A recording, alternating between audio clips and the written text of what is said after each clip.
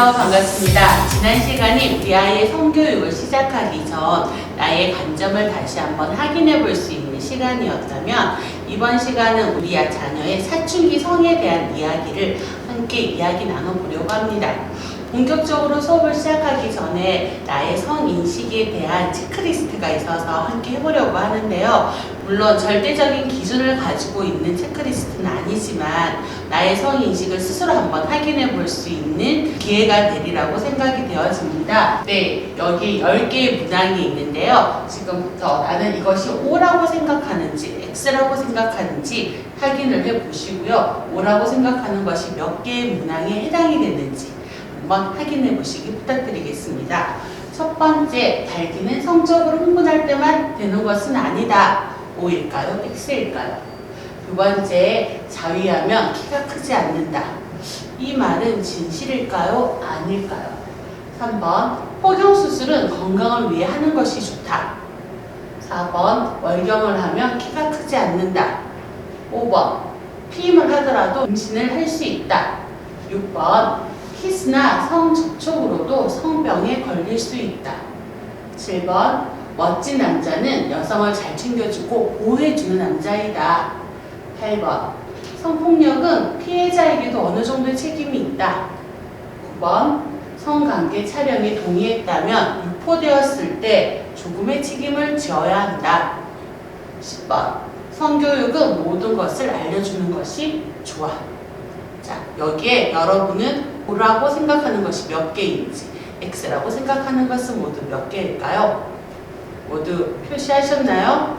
네, 결과를 한번 살펴보도록 하겠습니다. 발기는 성적으로 흥분할 때만 되는 것이 아니라 실제로 남성의 음경 해면체에 피가 급속도로 물리면 발기가 일어나는데, 이때는 성적인 흥분 없이도 발기는 일어날 수 있습니다. 자, 자위하면 키가 크지 않는다. 네, 답은 X이고요. 여기에 관련된 설명은 잠시 뒤에 하도록 하겠습니다. 포경수술은 건강을 위해 하는 것이 좋다. 이제껏 우리는 많은 남자 청소년들이 포경수술을 해야지만 된다고 생각을 했었는데요. 여기에 대한 새로운 과학적 증명들이 이루어지고 있고, 이것 또한 선택으로 지금 되고 있습니다. 월경을 하면 키가 크지 않는다. 역시 X이고요. 피임을 하더라도 임신을 할 수 있다. 네, 임신은 언제든 가능합니다. 키스나 성접촉만으로도 성병은 걸릴 수 있죠. 멋진 남성은 여성을 잘 챙겨주고 보호해주는 남자다. 우리 지난 시간 이야기했었던 성역할 고정관념에서 파생한 잘못된 사고방식이라고 할 수 있습니다. 성폭력은 피해자에게도 어느 정도 책임이 있다.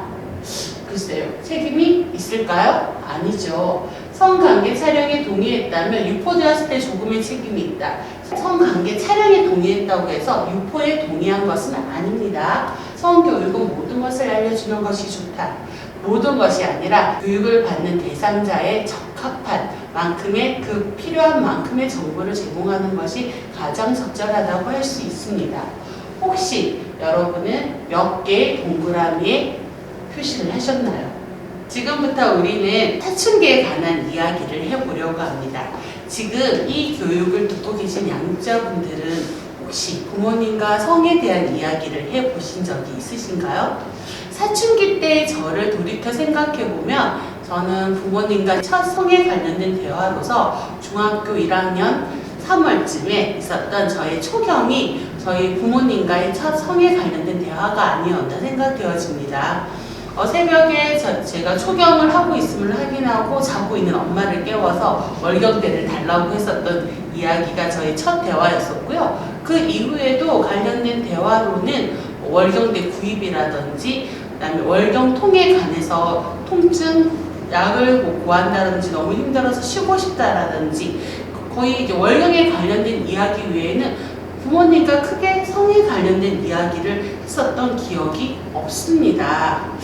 딱히 성에 대한 대화라기보다는 저는 성에 대한 지식은 학교에서의 교육, 임신과 출산, 월경에 관련된 교육은 학교에서의 성교육 시간에 주로 배웠었고요.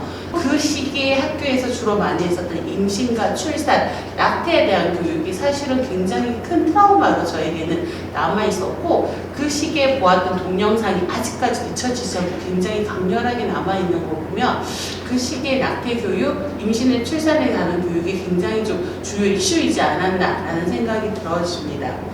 그리고 그 이외에 제가 원래 관심 있었던 연애라든지 성관계에 대한 정보는 시대 때 굉장히 많이 범람했었던 여성 잡지라든지 하이틴 잡지, 그리고 하이틴 로맨스 소설을 통해서 주로 많이 배우고 익혔던 것 같아요. 그리고 친구들과의 정보 교환을 통해서 저는 성 지식을 탐구했었던 경험이 있습니다.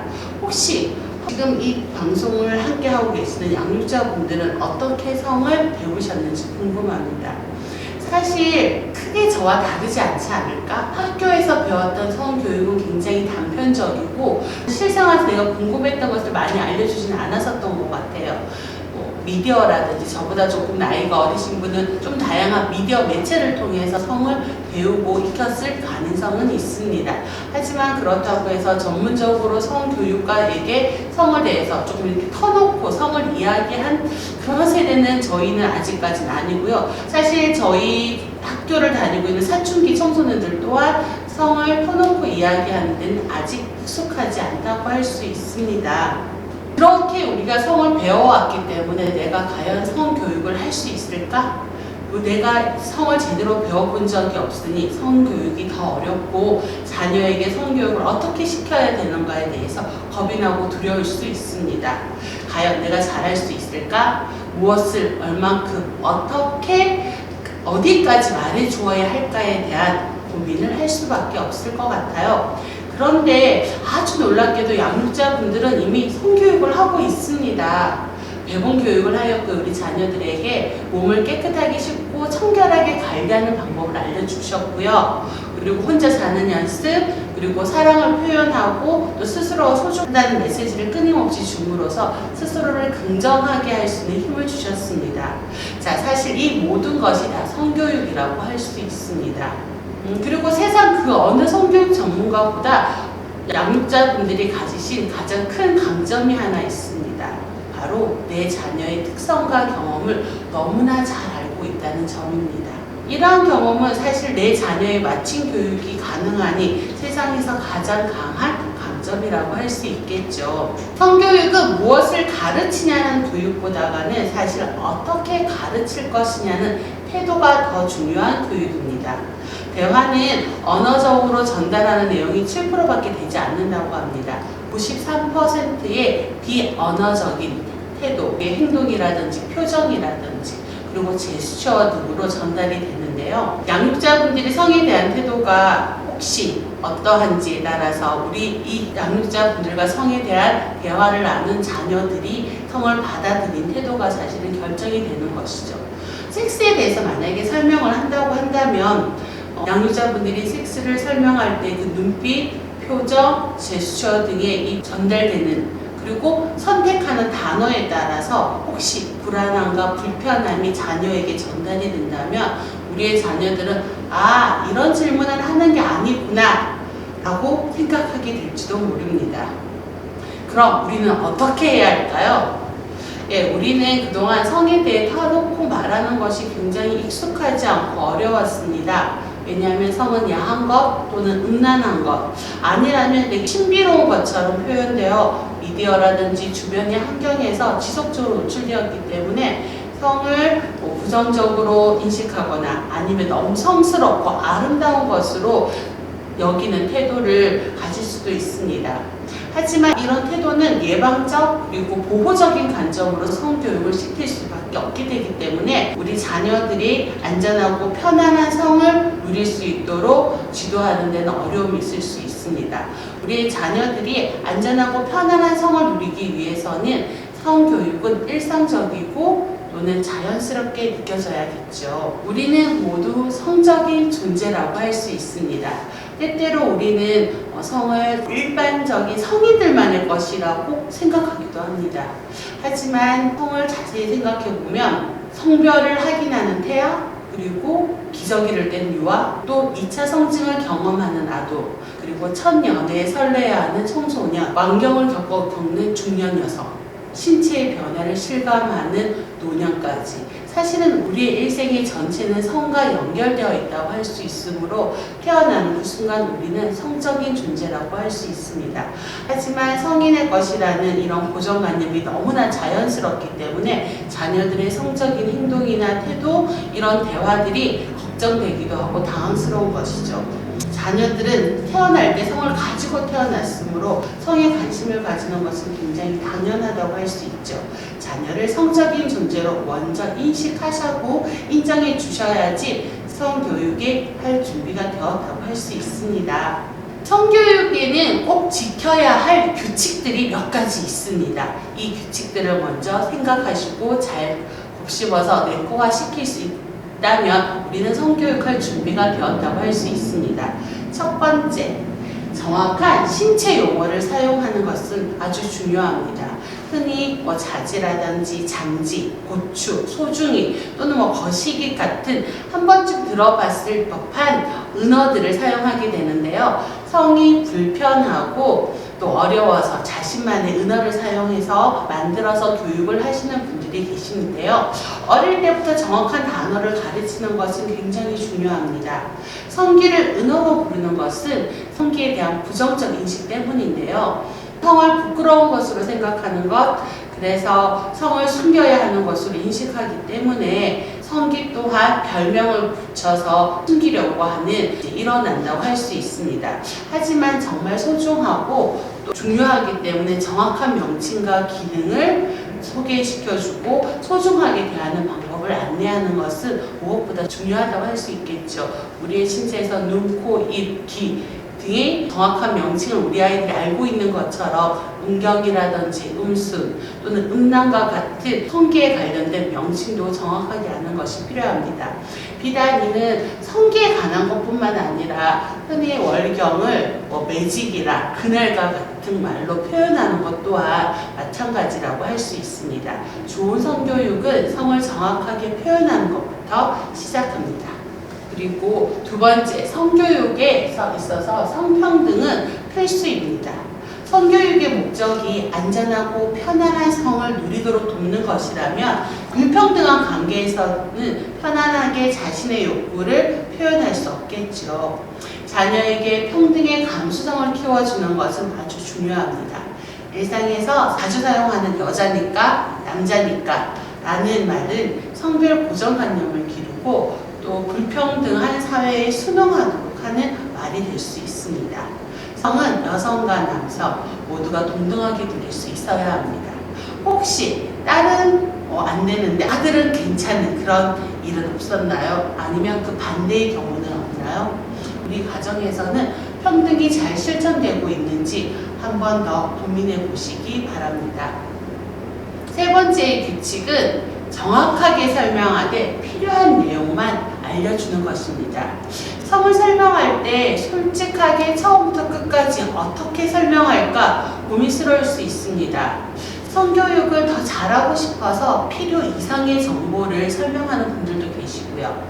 어디까지 어떻게 설명해야 할지 고민스럽다면 우리 자녀가 이해할 수 있는 언어로 현재, 지금 자녀에게 필요한 것이 무엇인지 자녀가 궁금해하는 것이 무엇인지 그 내용에 맞추어서 성교육을 하는 것이 필요하죠. 초경을 준비하는 딸에게 필요한 것은 사춘기가 어떤 시기인지 그리고 초경이라 무엇인지 그리고 초경을 맞이할 때 무엇을 준비해야 하는지 혹시 초경을 맞이할 때 걱정되는 부분이 없는지에 대한 중요한 이야기를 나누는 것이 필요하지 초경을 지나서 완경에 대한 정보라든지 또는 완경에 가지고 올 수 있는 두려움에 대한 이야기들을 할 필요는 없는 거죠.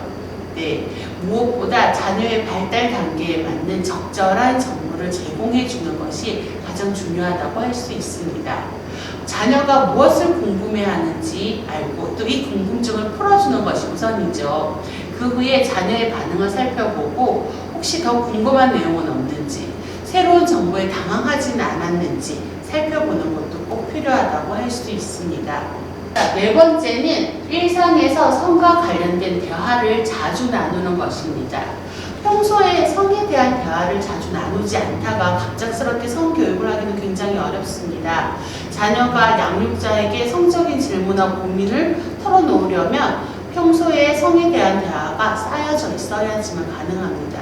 가령 가족 여행에서 엄마의 월경 주기를 고려하여 일정을 정한다든지, 혹은 양육자들의 초경과 몽정에 대한 경험을 공유하든지, 또는 사춘기 시절 외모에 대한 고민, 그리고 친구 관계, 연인 관계에 대한 고민 등을 함께 대화로서 충분히 나누었을 때 양육자와 자녀 사이의 신뢰와 또는 친밀감을 가질 수 있고, 이런 것이 충분히 바탕이 되었을 때 성적인 대화에서 편안함을 느낄 수 있습니다. 자녀들이 몽정과 피임 등의 이야기를 충분히 자연스럽게 안전하다고 느끼면서 할 수 있는 분위기는 가정 내에서의 충분한 성적인 대화가 만들어질 수도 있습니다. 자, 5번째는요, 존중받는 경계인데요. 누구나 안전하다고 느끼는 경계를 가지고 태어났습니다. 경계에 대한 존중이 필요한 건데요. 우리는 태어날 때부터 심리적으로 또는 신체적으로 경계를 가지고 태어납니다. 굳이 언어로 표현하진 않지만 경계에 대한 감각은 누구나 가지고 있다고 할 수 있습니다. 신체에 대한 경계는 몸에 대한 경계로, 모르는 사람이 나에게 가까이 다가올 때 느끼는 부담감이라든지, 동의 없이 신체를 만졌을 때의 불쾌감 등이 사실은 이런 감각들이 모두 경계라고 할 수 있습니다. 신체에 대한 경계가 몸에 대한 경계로 느끼는 것이라면 심리적 경계는 무엇일까요?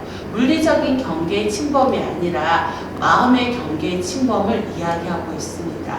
내 몸을 바라보는 불쾌한 시선, 또는 외모 평가를 하는 불편한 언어들, 그리고 너무나 개인적이고 사적인 질문에 대한 불편함 등이 사실은 심리적 경계라고 할 수 있습니다.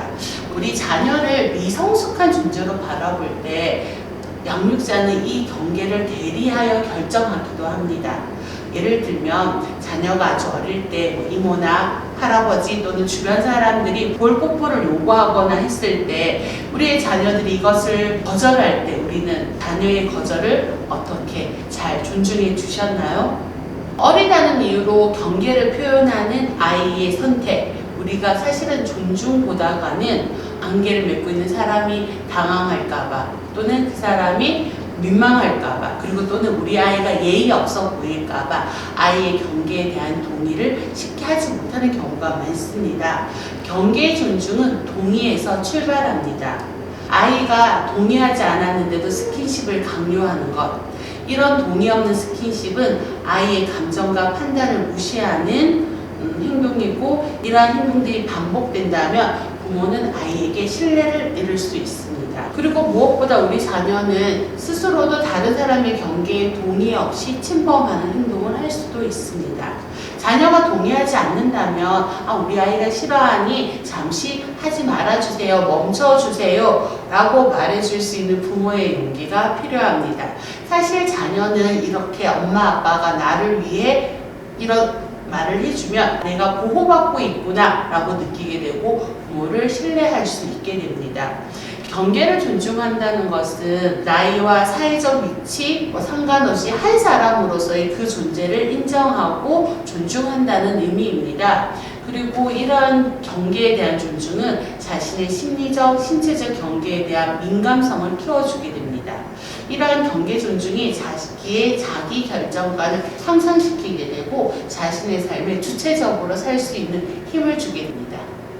자, 마지막 전문가의 도움인데요. 모든 문제를 사실 양육자 혼자서 문제를 해결하기는 어려움이 있을 수밖에 없습니다. 이럴 땐 도움을 요청하세요. 자녀의 질문에 만족스러운 대답을 하지 못했다면, 또는 성 문제가 있다면 상담과 교육이 필요한 건 당연하죠. 늦지 않게 적절한 도움을 받을 수 있도록 전문가를 찾아주세요. 그들은 모든 정보와 그들의 네트워크를 활용하여 여러분들이 필요한 정보를 제공해 줄 것이라고 생각합니다. 초등학교 자녀를 양육하는 분들께 사춘기는 정말 어려운 숙제처럼 느껴집니다. 중요한 시기라고는 하는데 이제 어떻게 교육해야 될지 참 난처한 경우가 많습니다. 우리가 자녀가 사춘기에 들었다는 걸 어떻게 인지하고 있을까요?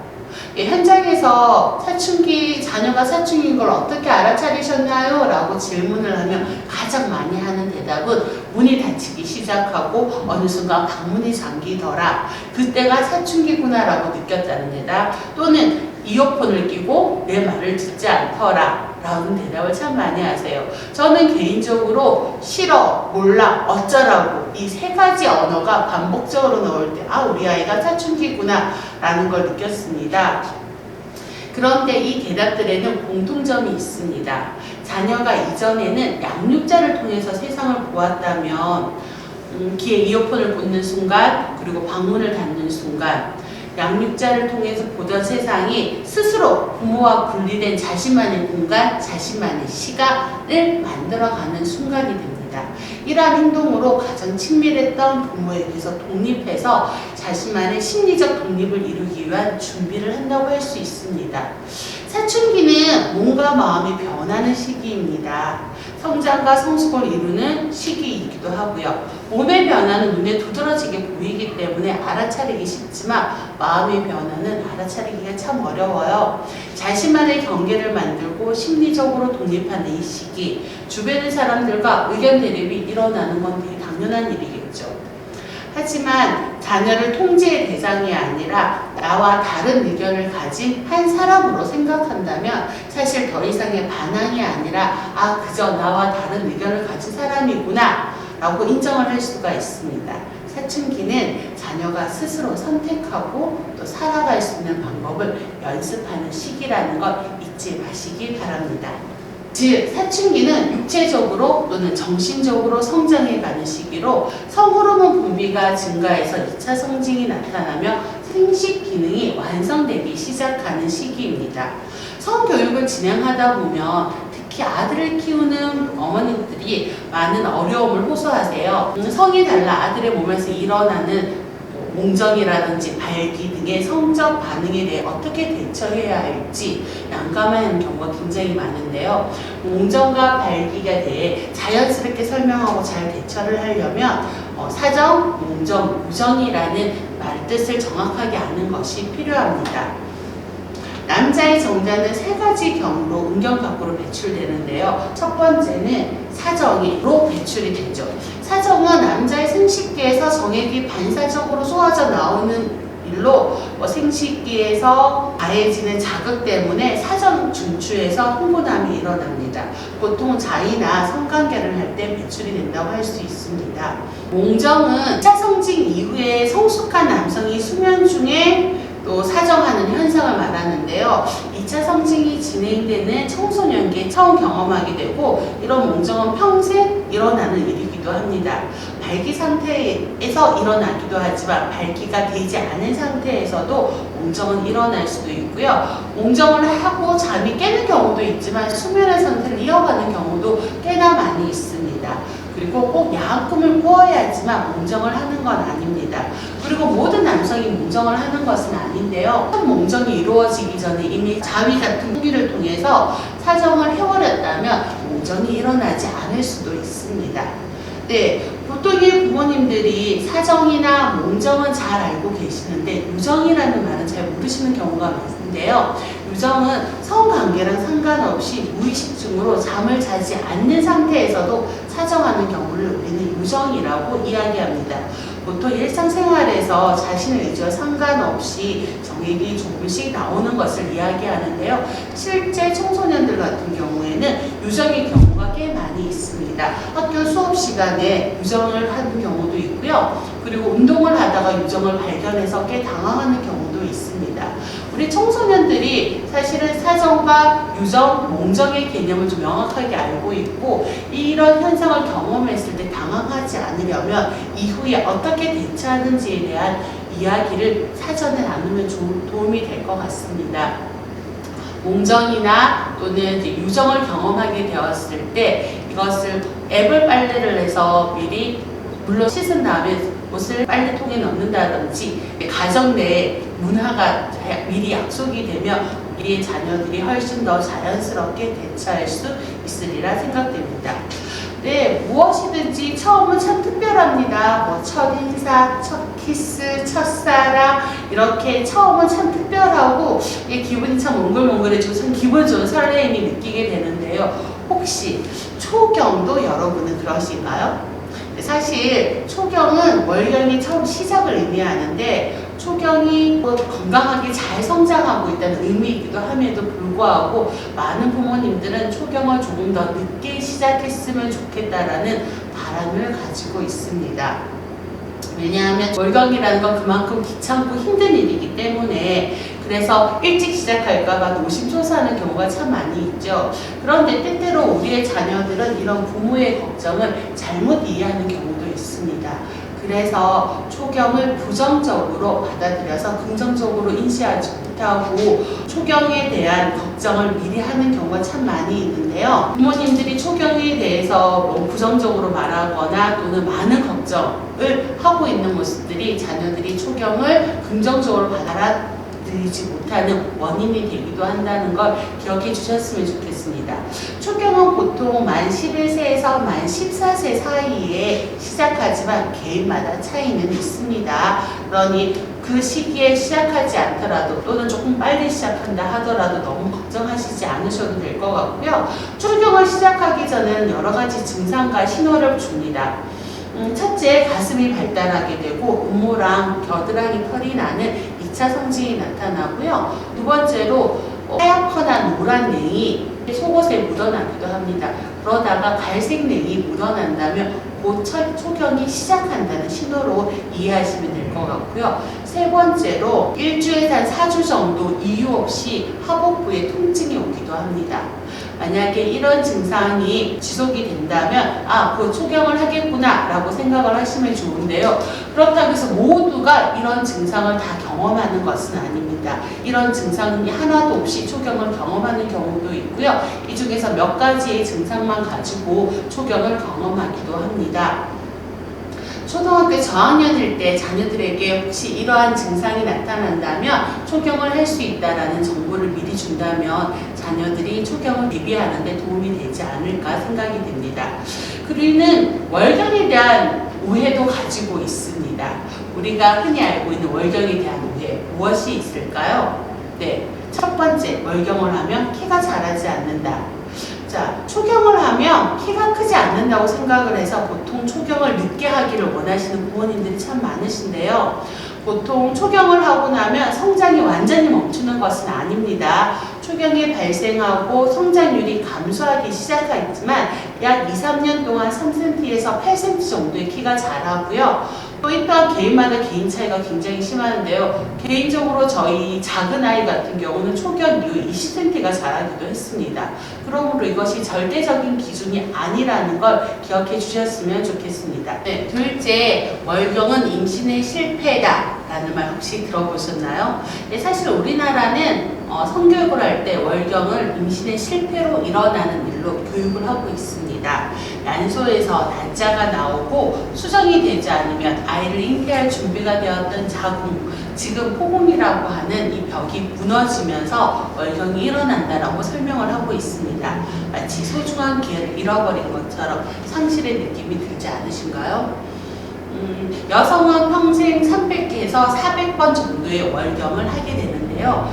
우리 지금과 같은 저출산 시대에 출산과 연결되는 월경은 1회에서 2회 정도밖에 되지 않습니다. 그렇다면 나머지는 사실 능동적 피임으로의 주체로서의 월경으로 바라봐야 하지 않을까라고 생각을 하고 있고요. 또한 이 월경은 임신을 할 수 있는 진정한 여성이 되었다는 의미가 아니라는 걸 꼭 기억해 주셨으면 좋겠습니다. 초경을 하지 않아도 완경을 한 여성도 여자입니다. 여전히. 자, 월경은 여자를 나누는 기준이 되지 않습니다. 초경은 여자의 상징이 아니라 건강하게 잘 자라고 있다는 상징으로 자녀에게 설명해 주세요. 여성으로서 갖추어야 될 것을 알려주는 것이 아니라 건강을 유지하는 방법에 대해 알려주셨으면 좋겠습니다. 월경 전후의 음순을 청결하게 관리하는 방법이라든지 또는 월경통에 대처하는 방법 등 같은 걸 말하죠. 월경에 대한 인식의 전환이 필요하다고 생각합니다. 혹시 몽정 파티 또는 초경 파티라는 말 들어보셨나요? 네, 많은 부모님들이 이런 몽정이나 초경을 했을 때 파티를 해야 하나 고민을 하고 있습니다. 그리고 여기에 관련된 질문을 굉장히 많이 하시는데요. 먼저 파티를 하기 전에 내가 우리 자녀와 이런 몽정 파티, 초경 파티를 할 수 있을 만한 사이인지를 한번 고민해 보시기 바랍니다. 평소에 사춘기나 성 발달에 대한 대화나 이야기로 성에 관련된 관계가 맺어지지 않았다면 갑작스런 이런 파티는 사실 양쪽 모두 당혹스럽고 불편할 수 있습니다. 어쩌면 경계를 넘는 것으로 생각할 수도 있고요. 실제로 부모님들이 자신의 몸과 성에 관심을 가지는 것에 대해서 불편함을 느끼는 청소년들도 많이 있습니다. 성에 대한 불편함이 없고 자녀와 성적인 대화가 굉장히 자연스럽다면 몽정과 초경을 축하하는 파티를 서로 즐겁게 할 수 있을 것이라고 생각이 됩니다. 하지만 꼭 이 파티가 서프라이즈처럼 굉장히 크고 화려할 필요는 없습니다. 어떤 파티든 그 축하의 마음을 진정성 있게 담아서 전달할 수 있으면 그 마음이 충분히 잘 전달이 되리라고 생각이 되고요. 양육자와 자녀에게 가장 적절한 축하의 방법을 찾아가는 그런 지혜가 필요하지 않을까 생각됩니다. 이때 축하의 내용이 남자됨을 축하하거나 여자됨을 축하하는 것이 아니라 건강하게 성장하고 있음을 축하하는 내용이면 더 좋고요. 그리고 이때 책임감 같은 그런 약간 좀 넘어서는 이야기를 하기보다는 아이에게 잘 성장하고 있는 그 자체를 충분히 축하해 주는 것으로 좋지 않을까라고 생각이 되어집니다. 아이의 신체 변화에 대한 고민만큼이나 양육자들이 고민을 많이 하는 부분이 자위입니다. 자위는 굉장히 자연스러운 행동이라고 알고 있지만 이성과는 다르게 사실 마음은 굉장히 불편하죠. 자위에 대한 충분한 정보가 있음에도 불구하고 이것을 실천하기 어려운 이유는 크게 두 가지로 볼 수 있습니다. 첫째, 나의 성에 대한 불편함 때문은 아닌지. 앞서 성행위라는 건 자신과 타인의 관계를 이어주는 도구적 측면이 있다고도 말했지만 이를 일상에서 오롯이 받아들이기는 사실은 쉽지 않습니다. 저희는 충분히 그것이 연습되지 않았기 때문이죠. 자의에 대한 느낌, 생각, 이미지를 한번 적어보세요. 그리고 어느 부분에서 내가 불편함을 느끼는지 한번 찾아서 해결하는 것이 중요한데요. 만약 자의가 더럽다든지 불결하다라고 생각한다면 왜 성욕을 해소하는 것이 부정적으로 느껴지는지 스스로 다시 한번 질문을 해보는 것도 좋고요. 아니면 잘못된 지식이나 사회적 간섭으로 인해서 터부시하고 있었다면 배우자나 또 친구와 함께 이런 솔직한 대화를 나눠보는 것도 도움이 되리라고 생각이 됩니다. 둘째, 우리 자녀를 성적인 존재로 보지 않고 성적인 존재로 인정하지 않는 것. 그래서 무성적인 존재로 인정하기 때문에 스스로 판단하고 결정하는 주체적 존재로 인정하지 못하기 때문에 보호자의 보호와 또는 관리가 필요한 존재로 인식한다면 사실 자녀의 성은 무조건적으로 보호해야 한다는 생각이 강하게 작동하게 됩니다. 그렇게 되면 자녀의 성이 성적 활동이 불편하고 인정할 수 없게 되는 건 당연하겠죠. 그러나 성은 나이나 사회적 위치, 지능 또는 경제력과는 전혀 상관없이 자연적으로 획득하는 것입니다. 사람이라면 누구나 당연히 갖고 있는 구성요소라는 걸 인정한다면 나의 자녀이기 이전에 한 사람의 독립된 한 사람으로서의 인정을 할 수 있어야 하겠죠. 자위에 대한 오해도 굉장히 많은데요. 자위는 남자만 한다 라는 말 혹시 들어보셨나요? 자위는 여자도 할까요? 네, 자위란 스스로를 만족시키기 위한 행위입니다. 그래서 자위는 자신의 신체를 만지는 것뿐만 아니라 성적인 상상을 하는 것 또한 포함이 됩니다. 그래서 자위를 통해서 자신의 몸을 탐색하고 이해하기도 하죠. 그렇게 자위는 남자든 여자든 나이가 많든 적든 상관없이 누구나 할 수 있습니다. 여자 청소년들 중에서도 자위를 하는 청소년들이 꽤 많이 있습니다. 그리고 자위를 하면 키가 안 큰다. 특히 남자 청소년들에게 이런 이야기를 많이 하는데요. 2차 성징이 진행되는 사춘기에 자위를 하면 키가 안 자란다 또는 신체 발달에 영향을 미친다 라는 속설이 있습니다. 그러나 조금만 생각해보면 이것은 굉장히 잘못된 지식이라는 걸 알 수 있는데요. 자위는 성 호르몬의 영향을 받고 키는 성장 호르몬의 영향을 받습니다. 두 개는 전혀 상관이 없죠. 즉 키와 자위는 아무 상관이 없습니다. 세 번째, 자위를 하면 성기색이 변한다? 여러분 한 번쯤 들어보지 않았을까 생각이 되어지는데요. 그런데 성기의 색은 태어날 때부터 이미 정해져 있습니다. 단지 사춘기가 되면서 그 성기의 색이 발현될 뿐입니다. 그러므로 성기 고유의 색이 발현되니 자위의 횟수나 모두 성관계와는 전혀 상관이 없다고 할 수 있겠지요. 마지막으로 네 번째, 자위를 하면 음순이 늘어지거나 음경이 흰다 라는 속설도 있는데요. 음순과 음경의 모양은 성장하면서 조금씩 변하는 건 굉장히 당연한 일입니다. 그렇게 이전과 달라 보인다고 해서 그것이 자위의 영향이라고 할 수는 없습니다. 자위로 인해서 사실은 성기의 모양이 크게 변하지는 않습니다. 큰 자극이 아니라면 성기의 모양은 타고난 그대로 유지한다고 생각하시면 될 것 같아요. 혹시 유저분들께서 자녀가 자위하는 모습을 목격하신다면 어떻게 해야 할까요?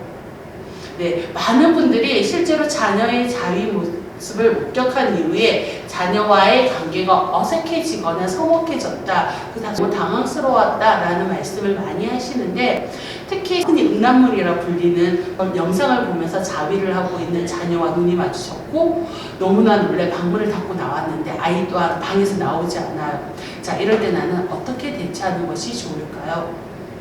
평소 성적인 대화가 쌓여져 있어서 그런 대화가 자연스럽다는 모르겠지만, 그렇지 않다면 사실은 자위에 대해서 따로 설명하거나 교육하는 것은 좋지 않습니다.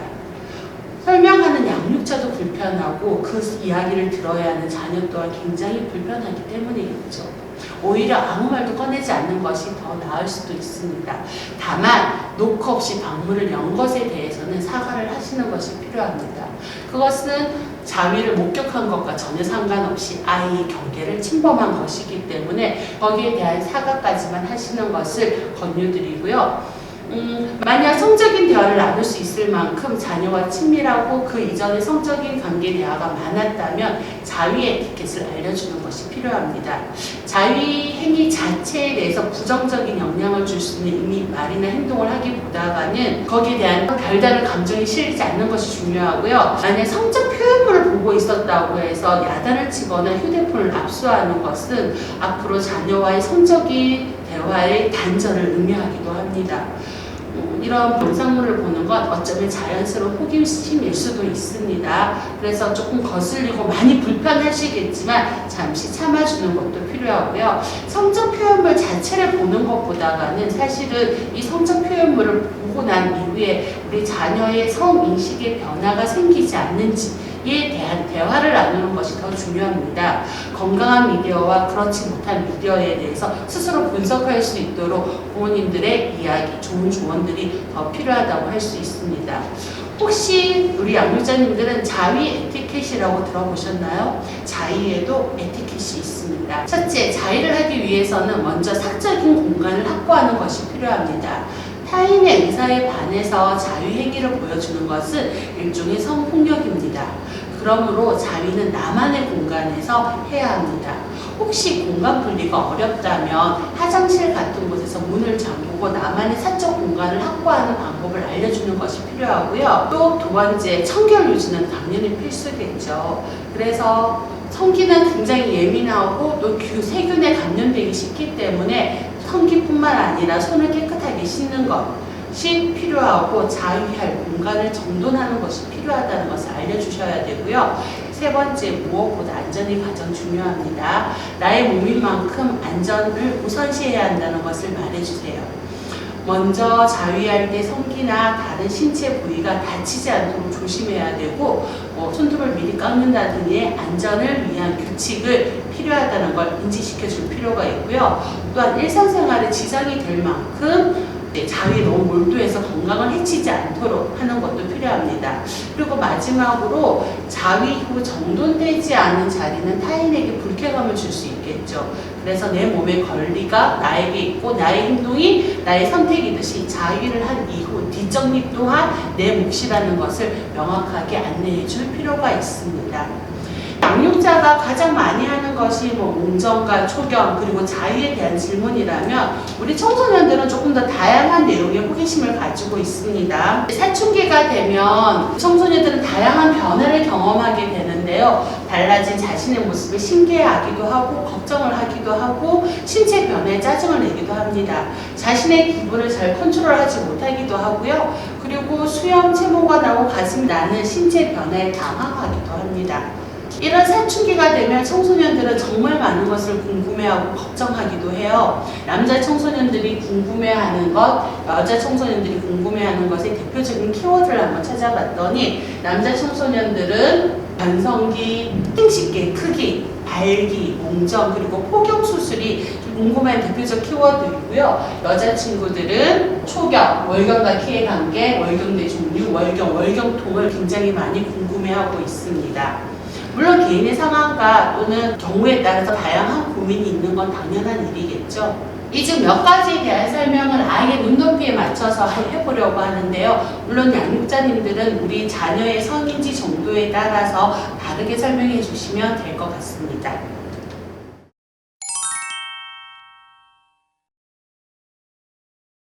안녕하세요. 성에 대한 궁금증과 고민을 주신 청소년 여러분들의 이야기를 함께 나눠보도록 하겠습니다. 네, 우리 청소년들이 너무나 궁금하다고 주셨던 이야기 중에서 한 3가지를 한번 나눠볼 텐데요. 첫 번째, 이게 궁금해요. 남자는 다 커야 하나요? 자, 무엇이 커야 한다고 고민하는 걸까요? 네, 사실은 모든 것이 다 클 필요는 없죠. 남자가 키가 작다고, 남자가 성기가 작다고 사실은 걱정할 필요는 없습니다. 신체적인 특징인 경우 유전이나 생활 습관에 따라서 얼마든지 사람마다 다를 수 있어요. 남자는 키가 크면 클수록 좋다거나 또는 남자의 성기는 무조건 커야 한다라는 것, 사실 이런 표현은 성별 고정관념에서 비롯된 잘못된 생각이에요. 성별 고정관념은 성별에 따라 해야 하는 행동과 특성이 따로 있다고 믿는 생각인데요. 예를 들면 여자는 남자보다 키가 작아 또는 남자는 여자보다 힘이 세 라는 성별을 따라 자연스럽다고 생각하는 것, 이것이 성별 고정관념이죠. 그런데 이런 제한된 생각들은 사실은 우리를 성별의 틀에 가두게 되고 우리가 좀 더 성장하고 자유로운 생각을 할 수 있는 것을 방해합니다. 이러한 제한된 생각이 우리의 성장을 방해가 되기 때문에 우리는 이런 성별 고정관념을 벗어날 필요가 있겠죠. 우리의 얼굴과 또는 우리의 생김새, 우리의 성격이 다른 것은 너무나 자연스러운 것처럼 우리의 키, 우리의 성기의 크기, 우리 몸의 크기가 다른 것 또한 굉장히 자연스러운 일이라고 할 수 있습니다.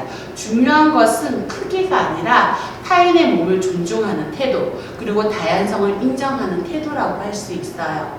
몸의 다양한 변화를 경험하는 사춘기에 서로의 신체에 대해서 비교를 하거나 또는 평가를 하는 행동, 이것은 친구에게 상처가 될 수 있어요. 그러니 우리 모두 멈춰야 하는 행동이라고 할 수 있습니다. 네, 그리고 두 번째 질문은요. 포경수술은 꼭 해야 하나? 포경수술에 대한 질문들이 사실은 우리 남자 청소년 사이에서는 굉장히 큰 고민이기도 합니다. 결론적으로 포경수술은 꼭 할 필요는 없습니다. 포경수술은 음경의 기두를 감싸고 있는 포피를 제거하는 수술인데요. 우리나라에 포경수술이 들어온 건 1945년 강복 이후에 미국의 문화와 의학이 도입이 되면서 미국에서 그 당시에 포경수술이 대부분 남자들이 했던 수술이라고 합니다. 그러면서 이런 문화가 자연스럽게 우리나라에 유입이 되면서 대한민국의 모든 남자들도 당연히 해야 돼 라는 문화가 만들어졌고, 예전에는 많은 분들이 그냥 자연스럽게 고민하지 않고 포경수술을 했다고 합니다. 그런데 최근 포경수술이 반드시 필요한 것이 아니라는 사실이 의학적으로 밝혀지면서 선택사항으로 많이 바뀌었어요. 대개 자연 포경이 되는 경우가 많은데 70~80% 정도는 20세 전후에 자연 포경이 되기 때문에 포경 수술이 필요하지 않다고 합니다. 20세 전후에 기두를 감싸고 있을 때 이 기두를 잡아당기면 아무 통증이 없다면 포경 수술이 필요하지 않습니다. 하지만 진성 포경이라는 것이 있어요. 진성 포경은 기두와 기두 포피가 분리가 되지 않아서 기두를 잡아당겼을 때 기두 앞부분만 조금 보이거나 밟기가 되기 어려운 상황이 된다면, 그리고 통증도 상당히 유발하는데요. 이런 진성 포피라면 포경수술을 하는 것이 의학적으로 필요하겠죠. 그런데 이런 진성 포피인지 아닌지 나타나는 건 최소한 20대 2차 성징 이후에 나타나기 때문에 이 이후에 선택을 하셔도 괜찮습니다. 그런데 여기서 고려해야 될 점 하나는, 포경수술은 사실은 굉장히 큰 통증을 가지고 있습니다. 포경수술 이후에 며칠의 요양을 요하는데요. 그래서 방학이 있는 시기에 포경수술을 권하는 경우도 있습니다. 포경수술에 대한 선택권은 누구한테 있을까요? 네, 바로 나 자신입니다. 주변 어른의 강요에 의해서 포경수술을 하는 건 옳지 않다고 생각을 해요. 단, 포피를 당겨도 기두가 드러나지 않거나 또는 기두와 포피 사이에 염증이 계속해서 발생한다면, 그리고 깨끗하게 청결적으로 관리하기가 너무 어려운 경우가 발생한다면 사실은 포경수술을 선택할 수도 있습니다. 성기는 포경수술 이후에 조금 더 관리가 편리하다고 하는 사람들도 있습니다. 이런 경우에도 역시 수술 방법이라든지 시기 등은 의사와 의논해서 내가 선택할 수 있다는 걸 기억해 주시고요. 성기는 포경수술과 사실은 상관없이 매일 흐르는 물에 깨끗이 씻고, 그리고 깨끗한 수건으로 톡톡 두드려서 물기를 제거한 후에 깨끗한 속옷으로 갈아입는 것이 필요합니다. 혹시 성기에 염증이 생겨서 가렵다거나 따갑다는 증상이 느껴진다면 비뇨기과에 가서 치료를 받는 것도 꼭 필요한 일입니다. 네, 세 번째, 월경과 월경주기, 월경통이 궁금해요 라고 질문해 주셨는데요. 월경은 자궁 양쪽에 위치하고 있는 난소에서 한 달에 한 번씩 번갈아 가면서 난소가 성숙한 난자를 만들어 자궁에 내보내는 일입니다. 이를 배란이라고 하죠. 배란 후 약 14일이 지나면 난자는 자궁 점막과 함께 혈액 형태로 몸 밖으로 배출이 되는데요. 이 현상을 월경이라고 합니다. 월경이라는 말과 생리라는 말 혹시 다 들어보셨죠? 두 가지 말 중에서 어느 것이 더 적합한 용어일까요? 네, 혹시 생리현상이라고 하는 말 들어보셨나요? 네, 생리현상이라고 하면 어떤 게 떠오르죠? 방귀, 트림 또는 재채기처럼 우리 몸의 기능으로 인해서 자연스럽게 나타나는 현상을 우리는 생리현상이라고 합니다. 이 생리현상에서 비롯한 말이 생리라는 말인데요. 남성 중심의 사회에서 월경을 터부시했고, 이 생리라는 포괄적인 말에 그냥 이름을 붙이지 않고 생리라는 말을 사용을 했습니다. 자, 근데 모든 현상에는 고유의 이름이 있습니다. 우리가 재채기라고 했고 트름이라고 했고 방귀라고 했던 것처럼. 그러면 이 생리라는 단어 대신 월경이라는 고유의 언어를 붙여주는 건 어떨까? 그래서 우리는 월경이라는 단어를 사용하는 것을 권장하고 있습니다. 자, 그리고 이번 월경에서도 다음 월경까지의 주기를 월경주기라고 하는데요. 보통은 26일에서 32일 정도의 월경주기를 가지고 있습니다.